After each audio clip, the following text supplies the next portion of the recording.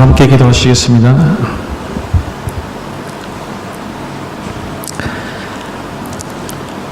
저희들의 연약함과 그 부족함을 멸시하지 않으시고 오히려 그 연약한 모습 그대로 하나님께 나아갈 때에 우리를 기쁘게 받아주시는 아버지 하나님, 오늘 이 하루도 하나님의 그 크신 긍휼하심을 의지하며 이 시간 이곳에 나왔습니다. 이 시간 하나님을 예배하며 그 하나님만을 높일 때에 하나님 홀로 찬양과 영광을 받으시고 이 예배를 통하여서 저희들에게 허락하여 주시는 은혜 가운데 하나님의 뜻을 알게 하여 주시며 하나님의 임재를 깊이 경험할 수 있는 이 예배가 되게 하여 주시옵소서.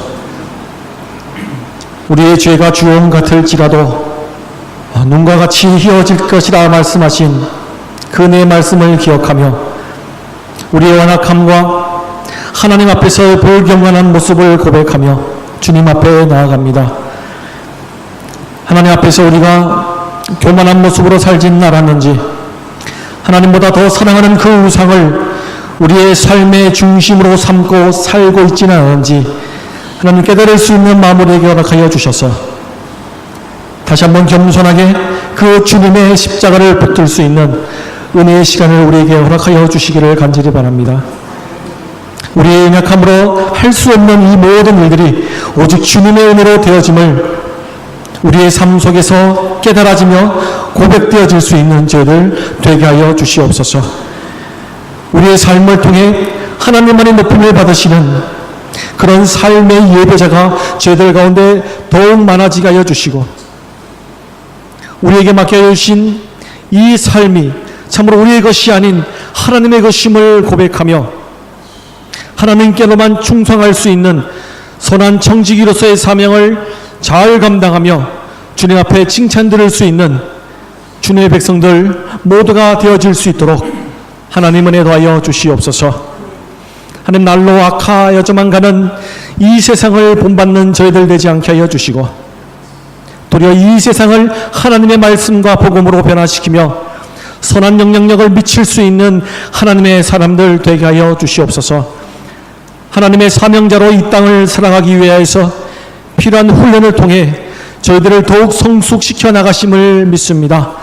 하나님, 때로는 그 훈련들이 우리에게 환난이나 또 이유를 알 수 없는 어려움과 고통의 모습으로 다가오지만 이 모든 것을 주관하시는 살아계신 하나님의 그 섭리임을 믿고 고백하며 인내하며 나아갈 때에 우리 한 사람 한 사람이 하나님을 더욱 닮아가는 하나님의 자녀로 세워가시는 하나님의 손길임을 믿고 고백할 수 있는 저희들 되게 하여 주시옵소서.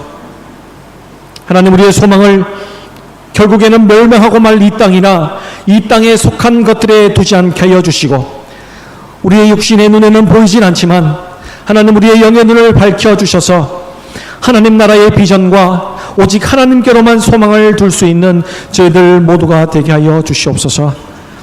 이 중년의 공동체를 지켜주셔서 하나님의 복음을 통한 이 땅에 멸망받을 그 수많은 영혼들을 구하는 사명 잘 감당하게 하여 주시고 하나님께서 이 교회를 지금까지 지켜주시고 인도하여 주신 그 하나님의 뜻을 잘 분별하며 그 뜻 가운데 하나가 되어서 하나님을 기쁘시게 드릴 수 있는 교회로 세워질 수 있는 은혜를 허락하여 주시옵소서.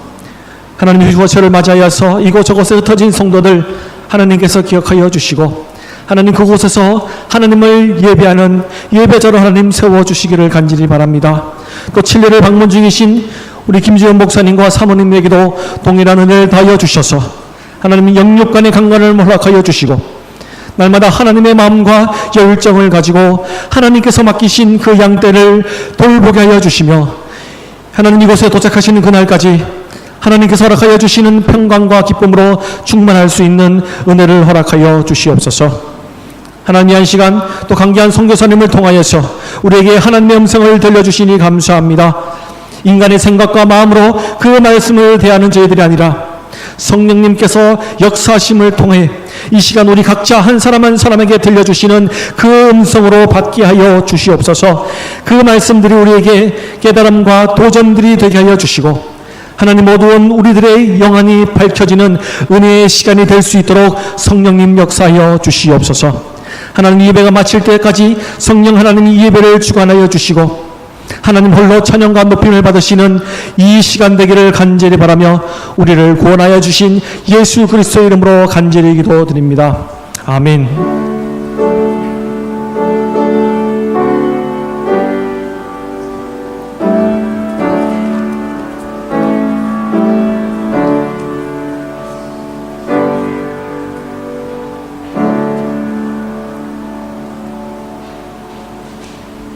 우리 다 함께 성경 사도행전 17장 22절부터 34절까지 교독하심으로 우리 보겠습니다. 사도행전 17장 22절에서 34절입니다. 제가 먼저 22절을 보겠습니다. 바울이 아리오바고 가운데 서서 말하되 아덴 사람들아 너희를 보니 범죄 중요심이 많도다.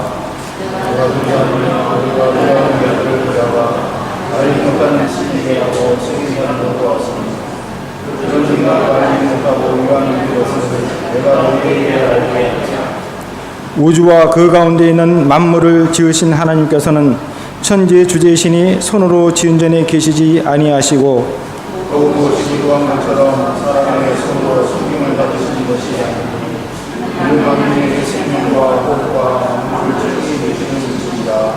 인류의 모든 족속을 한 혈통으로 만드사 온 땅에 살게 하시고 그들의 연대를 정하시며 거주의 경계를 한정하셨으니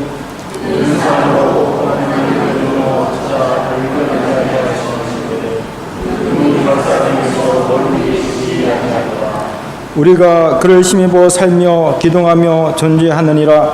너희 시인들 중에 어떤 사람의 말과 같이 우리가 그의 소생이라 하니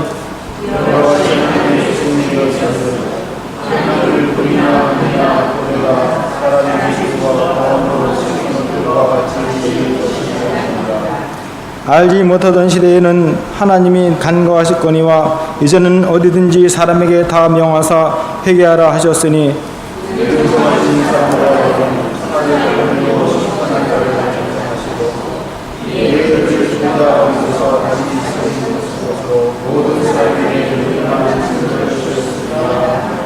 그들이 죽은 자의 부활을 듣고 어떤 사람은 조롱도 하고 어떤 사람은 이 일에 대하여 네가 말을 다시 듣겠다 하니 몇 사람이 그를 가까이하여 믿으니 그 중에는 아레오바고 관리 디오누시오와 다마리라 하는 여자와 또 다른 사람들도 있었더라. 아멘. 찬송가 627장 드리면서 찬양대 준비해 주겠습니다.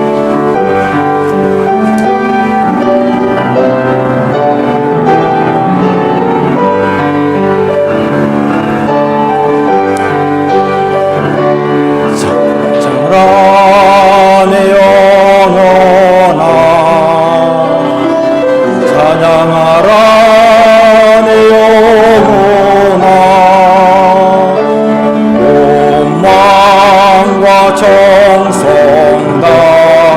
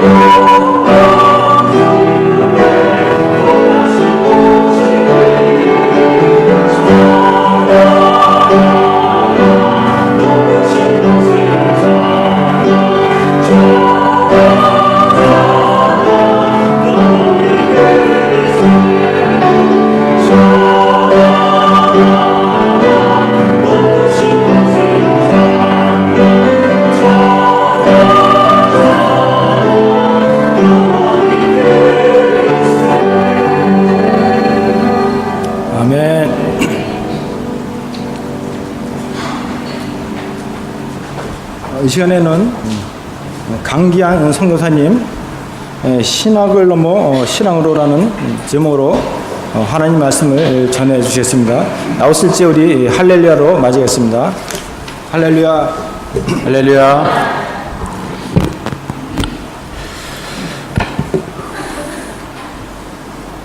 이 자리를 빌어서 우리 중형교회 목사님과 성도님들께 다시 한번 감사드립니다. 늘 저희가 중형교회 사택에 저희가 살고 있기 때문에 늘 감사한 마음입니다. 이 남미는 햇볕이 아주 강렬해서 선글라스를 저희들이 자주 애용합니다. 특히 운전할 때. 근데 제가 그 차에 운전을 할 때 선글라스를 이렇게 끼고 있다가 집으로 들어올 때는 이 안경, 보통 안경하고 이렇게 바꿔 끼고 들어가야 되는데 이게 너무 익숙해져 있다 보니까 그걸 제가 선글라스를 꼈는지 그걸 모르고 그냥 선글라스를 끼고 집으로 들어가는 그런 경우가 자주 있습니다. 심지어는 제가 저희 현지인교회 설교하러 갔는데 제가 성도들하고 한참 인사를 하고 있는데 나중에 보니까 선글라스를 끼고 있는 거예요. 교회 예배드리러 갔는데. 그래서 제 아내에게 아니 어떻게 옆에 탔으면 당신 선글라스 꼈으니까 바꿔 끼고 가라고 이렇게 얘기를 해야지 그냥 선글라스를 끼고 교회에 들어가게 하느냐, 제가 또 책망도 한 적이 있는데 그렇습니다. 제가 신앙생활을 참 오래 했거든요.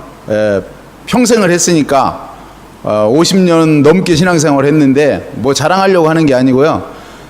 우리 신앙생활을 하는 동안 가장 위험한 게 무엇이냐 그렇게 묻는다면 매너리즘에 빠진다. 그러니까 신앙을 습관적으로 한다.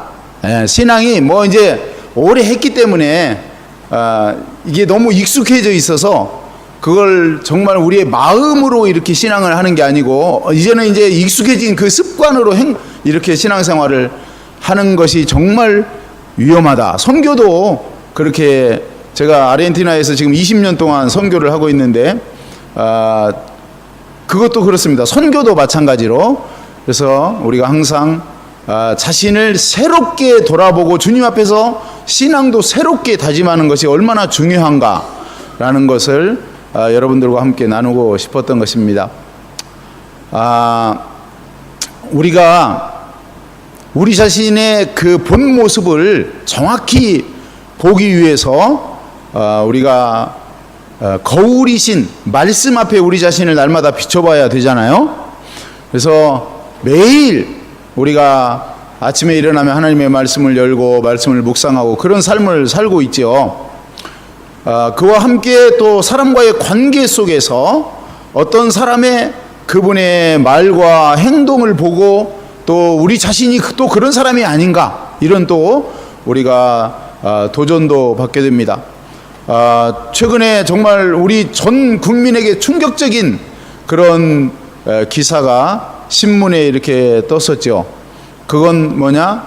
아버지가 어머니와 함께 중학생 딸을 매로 때려서 5시간 동안 계속 때려서 결국 그날 밤에 자고 일어났더니 딸이 죽었다.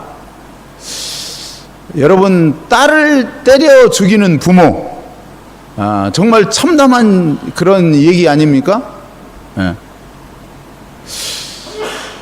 물론 어린아이, 이 아이가, 자녀가 어린아이여서 혹시 부모가 순간적으로 욱하는데 어떻게 잘못 때려서 어떻게 잘못 맞아서 죽을 수는 있어요. 그런데 중학생 되는 딸을 5시간 동안 이 부모가 때려서 죽였다. 이게 인류 역사에 이게 있을 만한 그런 일입니까? 그런데 더 놀라운 사실은 그렇게 때려 죽인 사람이 믿는 사람이었다는 겁니다. 그리스도인이라고 소위 말하는 사람이었다는 겁니다.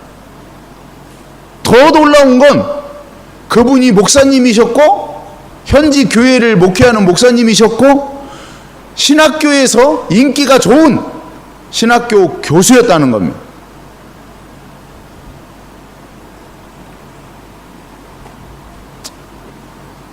그런데요, 더 놀라운 사실이 있습니다.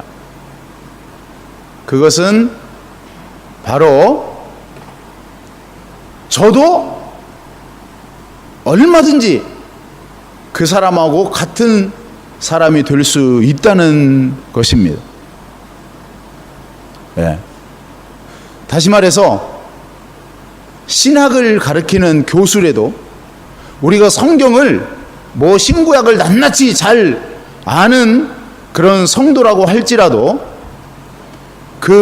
우리가 아는 성경 지식, 이것을 제가 신학으로 이렇게 표현을 해봤는데, 이 성경 지식 신학이 신앙으로 발전하지 않으면 우리도 똑같은 사람이 될 수 있다.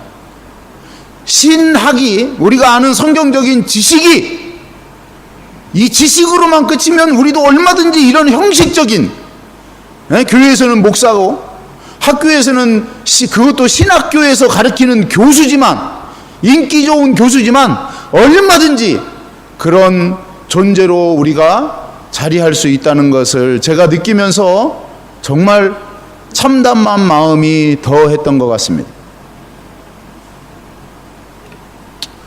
오늘 사도행전 17장에 보면은요, 사도 바울이 고린도에 가서 복음을 증거하기 전에 바로 전에 아덴에 가서 복음을 증거하는 내용이 나옵니다.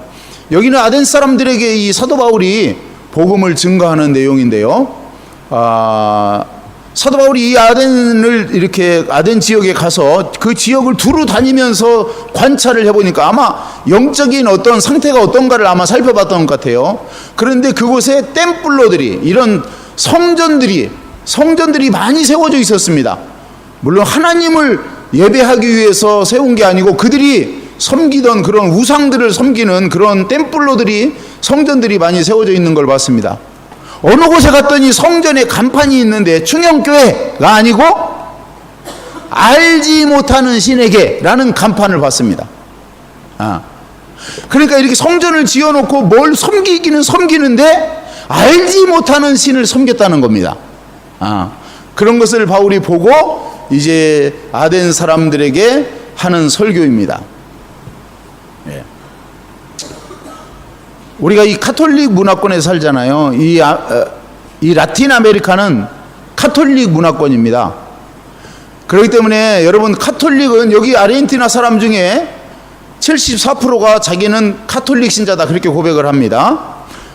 요즘은 조금 프로테이지가 줄었어요. 한 5년 전에 이 인구 센서스 때 그 종교 실태를 조사했는데 74% 아르헨티노가 자기가 카톨릭 신자라고 고백을 했습니다. 물론 요즘은 좀 줄었겠죠, 숫자가.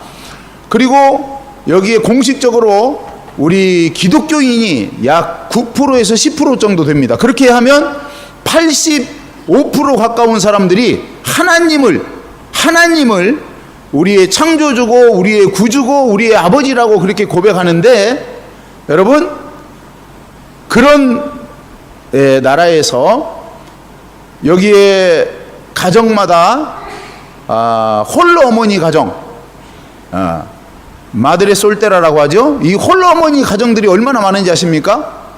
꼭 비단 아르헨티나뿐만 아니고 여기 중남미의 모든 나라들이 거의 대동소이합니다. 나라마다 좀 차이는 있지만 적어도 50%에서 60%의 가정이 깨어진 가정입니다.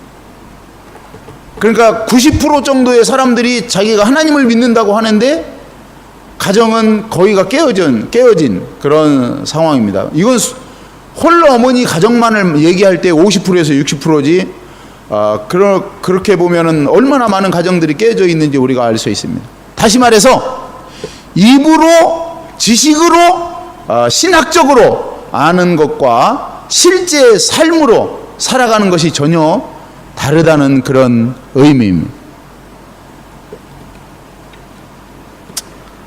오늘 사도 바울의 설교를 통해서 우리 자신의 어떤 부분들이 아직도 신학적인 수준에 머물고 있는지, 우리 자신의 어떤 부분들이 신앙으로 넘어가야 되는지 우리가 한번 살펴보면서 함께 은혜를 나누고자 합니다.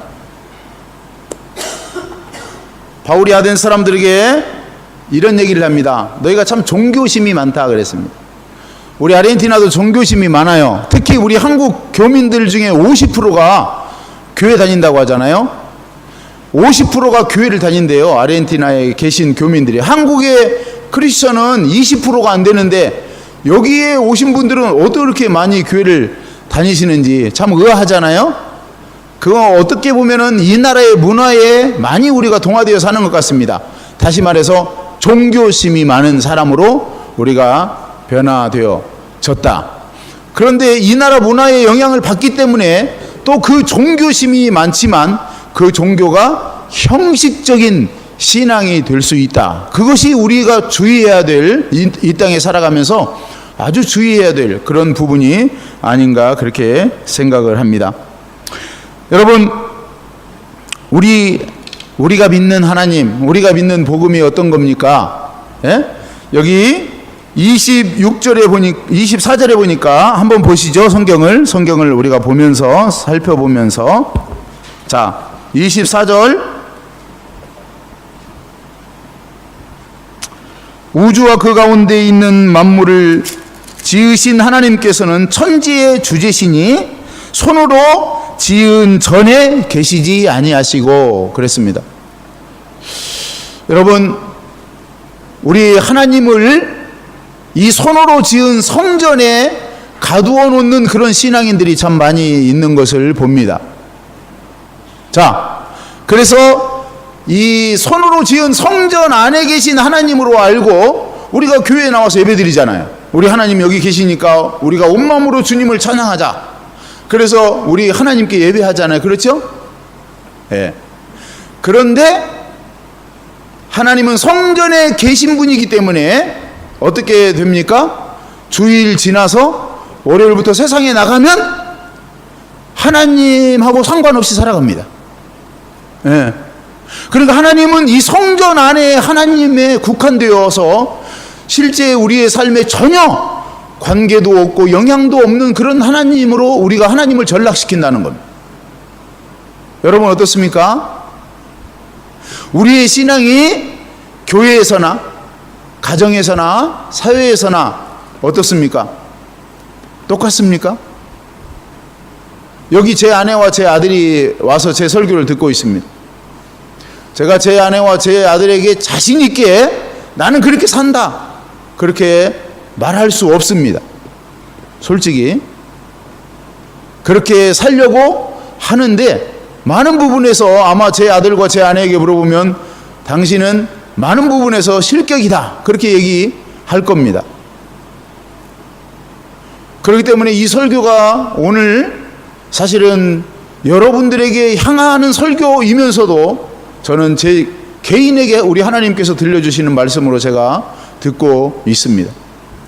우리 하나님, 사람이 지은 성전 안에 가두어진 그 하나님이 아니고 뭐라고 얘기하고 있죠? 우주와 그 만물을 지으신 하나님이십니다. 이 우주와 만물 가운데 계시는 하나님, 우리의 창조주 되신 하나님, 우리가 그분 하나님을 우리가 어디에 있든지 동일하게 그렇게 섬겨야 되는 겁니다. 그분께 찬송과 존귀와 영광 모든 것을 돌려드려야 됩니다. 사도행전 7장 49절에 주께서 이르시되 하늘은 나의 보좌요 땅은 나의 발등상이니 그랬습니다. 여러분, 하늘은 우리 하나님이 앉아 계신 보좌가 되시고 이 우리가 살고 있는 땅은 하나님의 발이 머무는 그런 곳입니다. 그러니까 우리 하나님이 얼마나 크신 분이에요. 그렇죠? 우리 하나님은 이 성전 안에만 갇혀 계실 분이 아닙니다. 예?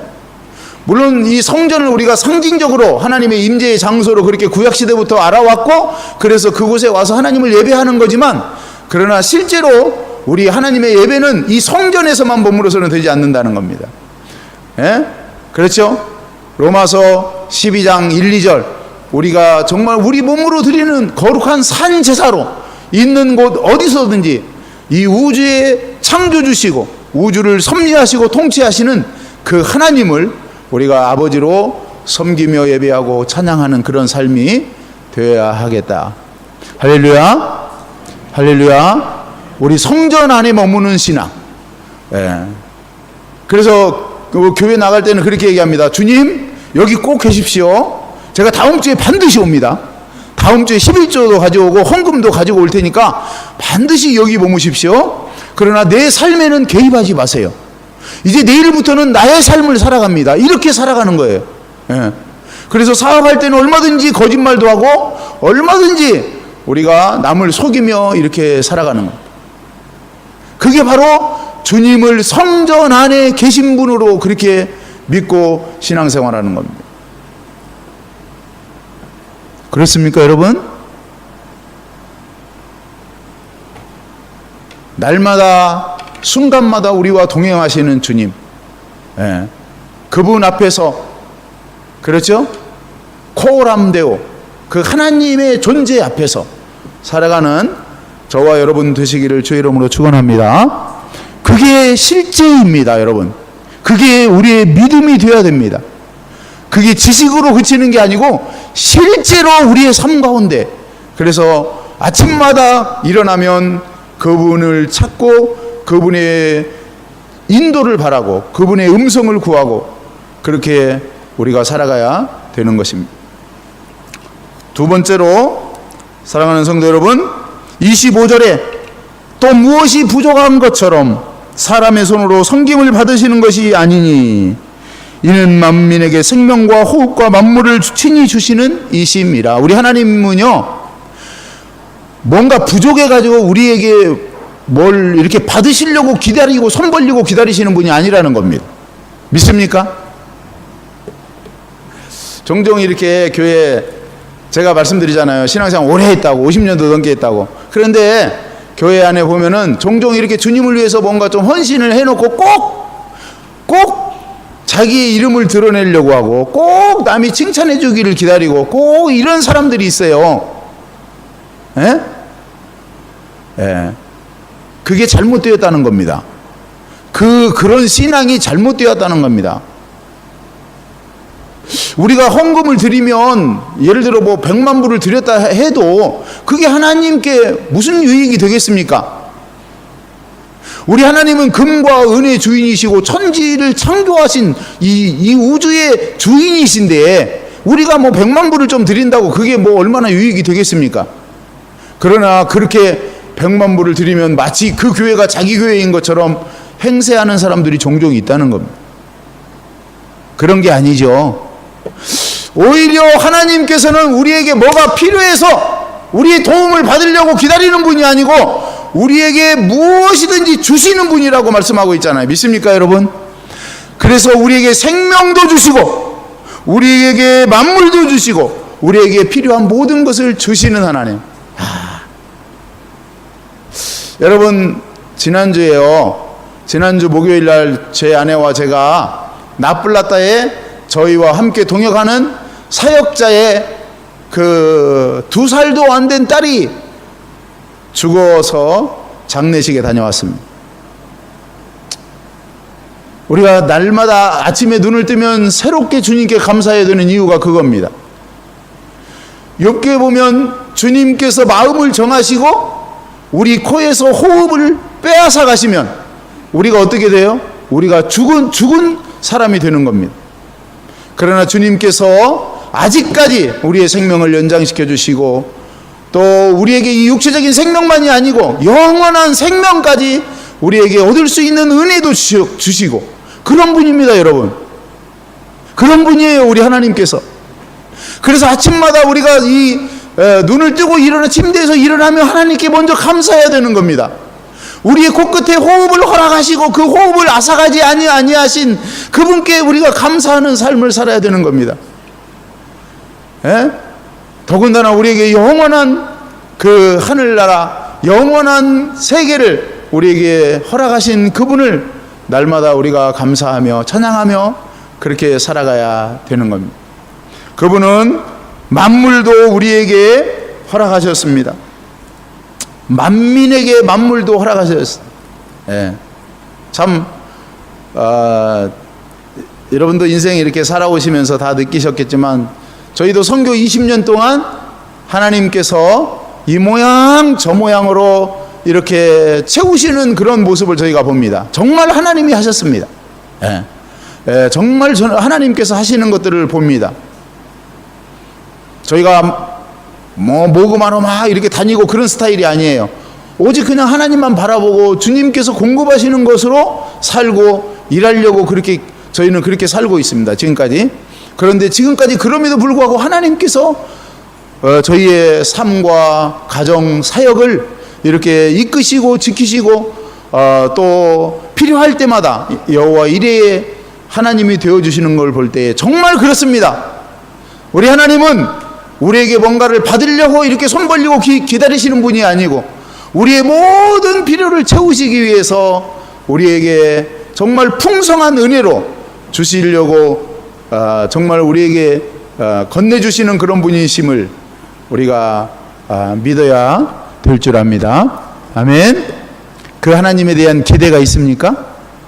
그 하나님에 대한 기대를 가지고 우리가 살아야 됩니다. 우리 하나님은 그러신 분이에요.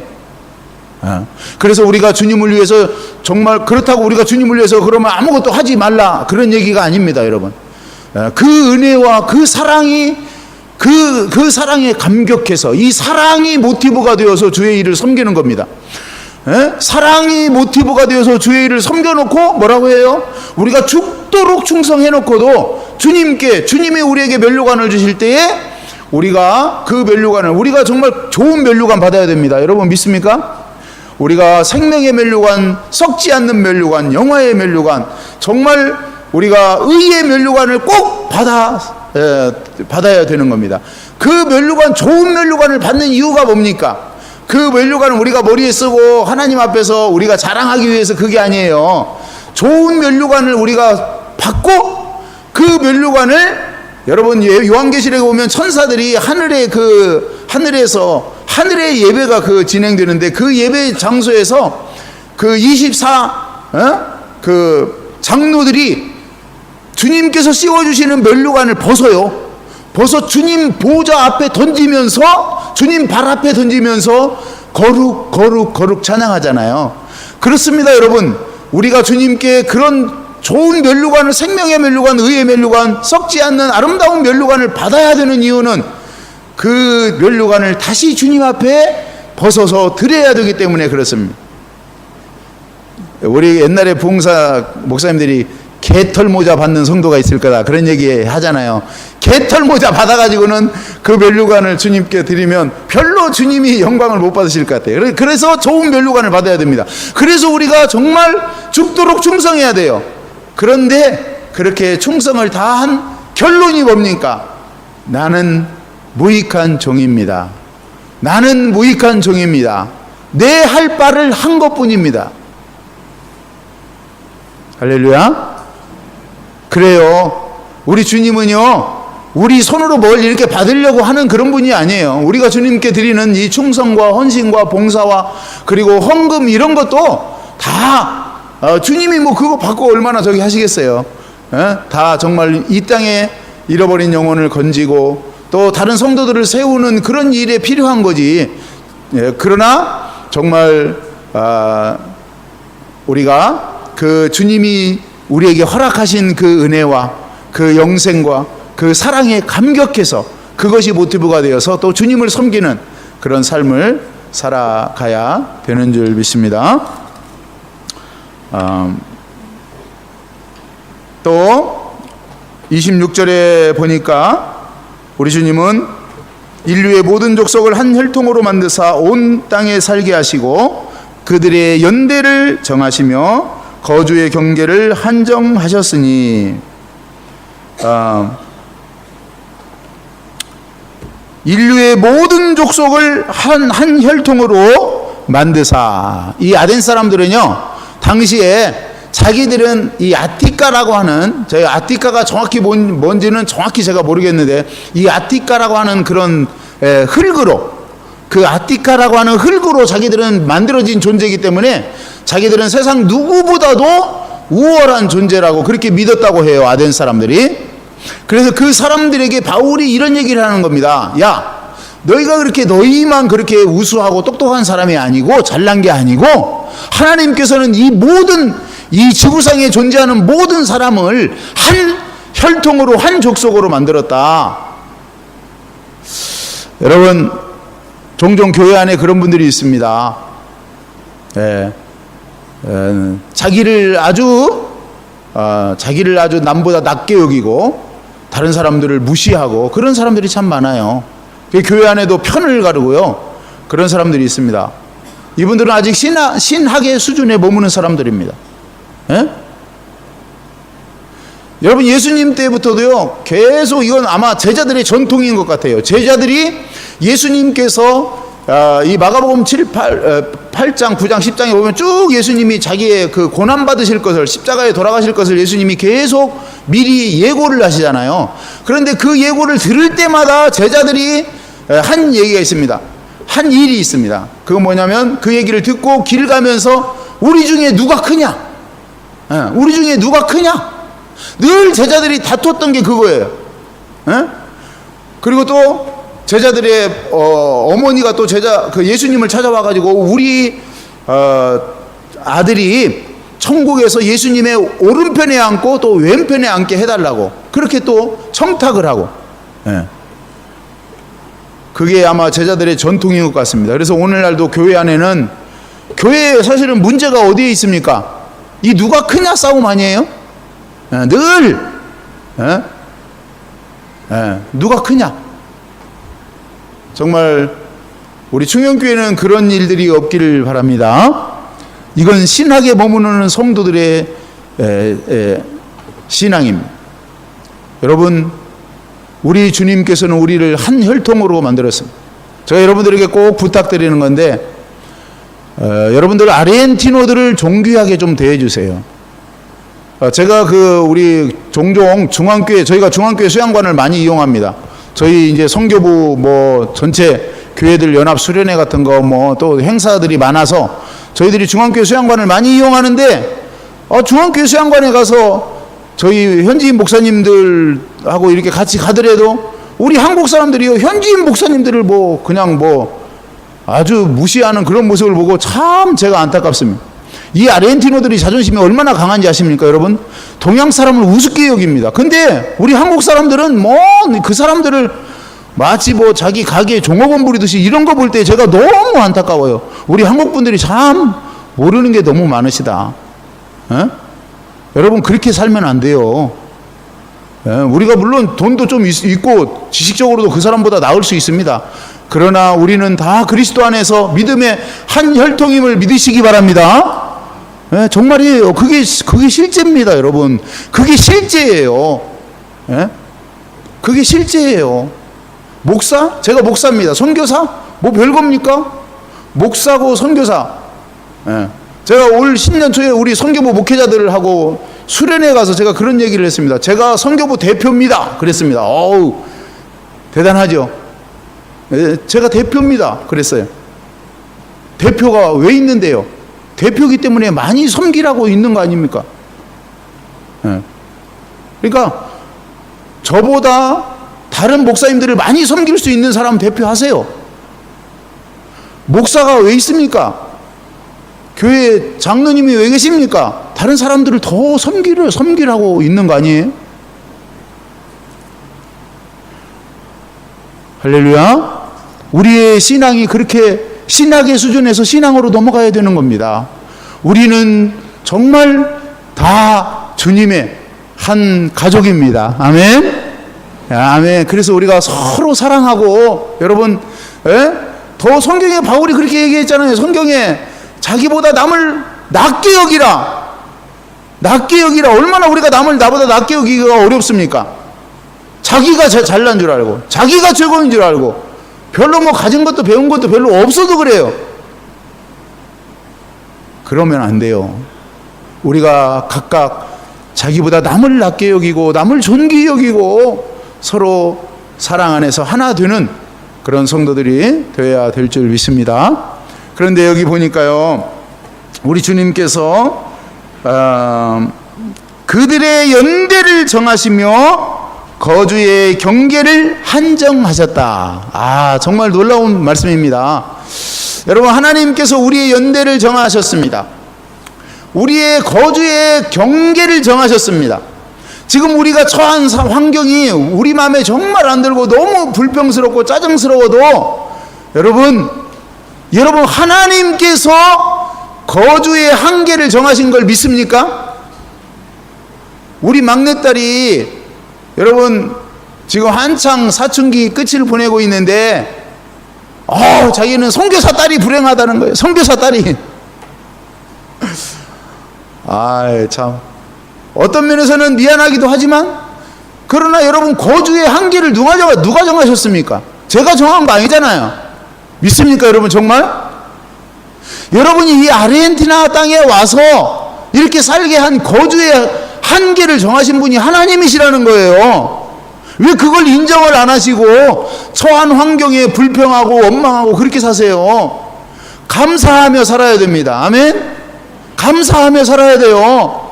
우리의 연대도 하나님이 정하셨어요.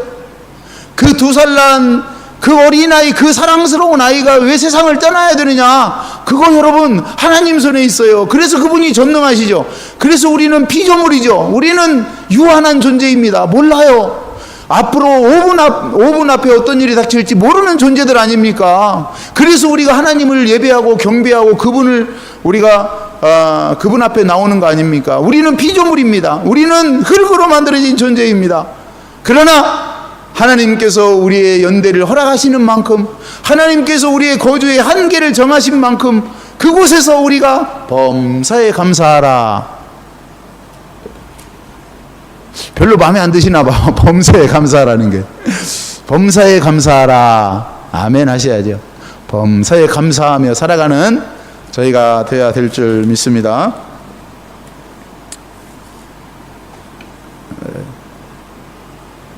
제가 오늘 좀 이렇게 여유 있게 천천히 하고 있습니다. 시간이 조금 더 해도 되겠습니까? 조금 더 하겠습니다. 27절. 이는 사람으로 혹 하나님을 더듬어 찾아 발견하게 하려 하심이로다. 여러분, 우리에게 하나님이 어려운 환경을 허락하셨으면 이것이 목적이라는 걸 아시기 바랍니다. 이는 사람으로 혹 하나님을 더듬어 찾아 발견하게 하려 함이라. 그 사람이 하나님을 찾아 알고 구원에 이르도록 하나님이 우리의 환경도, 하나님이 우리의 연대도 이렇게 정하시는 분이시라는 것을 우리가 알아야 됩니다. 그는 우리 각 사람에게서 멀리 계시지 아니하도다. 우리가 그를 힘입어 살며 기동하며 존재하느니라.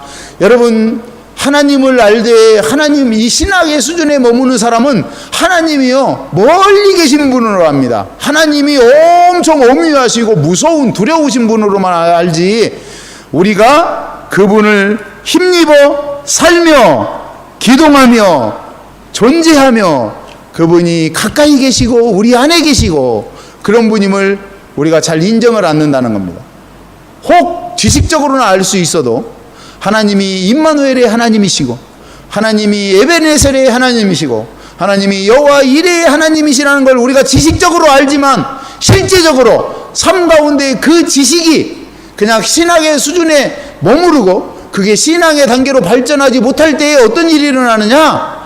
그 사람은 하나님이 마치 자기와 함께 하지 않는 것처럼 살아가는 겁니다.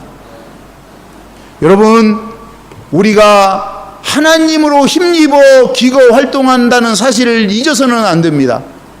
여러분, 우리가 하나님 앞에 살아가는 존재라면 어떻게 5시간이나 딸을 때릴 수 있어요? 아니, 하나님이 지금 여기 우리 아버지로 지금 여기 계시다면 어떻게 그 아이를 그렇게 때릴 수 있냐고요?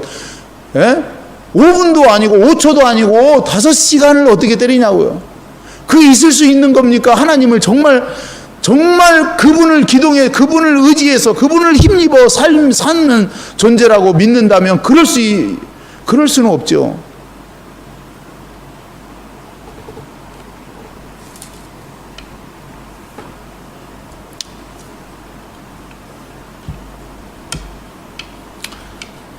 앞으로도 갈 길이 멀지만 정리하도록 하겠습니다. 사랑하는 성도 여러분, 우리의